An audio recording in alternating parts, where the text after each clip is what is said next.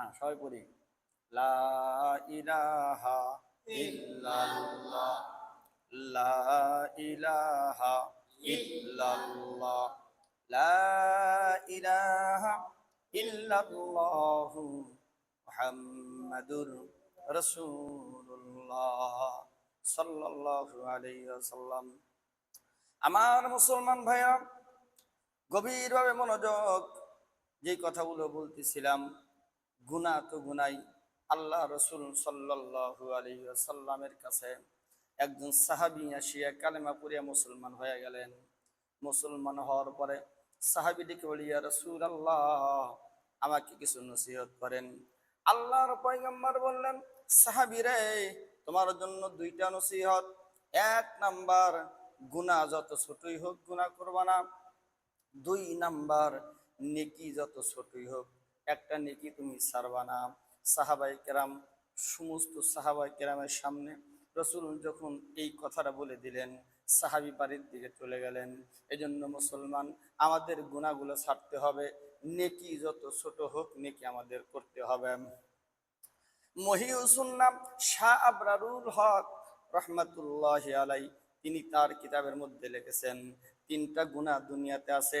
তিনটা গুনাহ যদি কোনো ব্যক্তি ছাড়তে পারে, তিনটা গুনাহ ছাড়িয়া যদি কোনো ব্যক্তি কবরে যেতে পারে, মৃত্যুর আগে লোকটা আল্লাহর ওলি হয়ে যাবে। আওয়াজ করে বলেন সুবহানাল্লাহ। মহিউসুন্নাহ শাহ আবরারুল হক রহমাতুল্লাহি আলাই বলেন, এক নম্বর গুনাহ জবানের হেফাজত করা। জবান দা মিথ্যা কথা বলা যাবে না, জবান দা গীবত শিকায়েত করা যাবে না।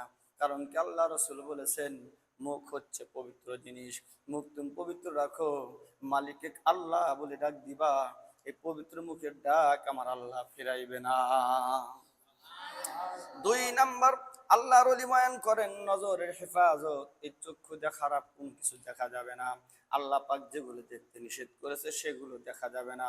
যেগুলো দেখা বৈধ করেছে, হালাল করেছে, সেগুলো দেখা যাবে। হারাম কোন কিছু দেখা যাবে না। তিন নাম্বার, বদগুমানি করা যাবে না। অন্তরের মধ্যে খারাপ কোনো চিন্তা ভাবনা রাখা যাবে না। মানুষকে খারাপ কোনো ধারণা করা যাবে না।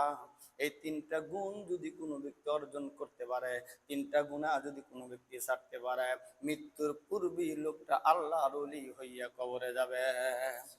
ওলিদের সম্পর্কে আল্লাহ পাক বলেছেন সূরা বাকারার 257 নম্বর আয়াত, হাফিজি কোরআন শরীফের 3য় পারা 2য় নম্বর পৃষ্ঠার প্রথম আয়াতের মধ্যে আল্লাহ পাক বলেছেন, আল্লাহু ওয়ালিয়ুল্লাযীনা আমানু।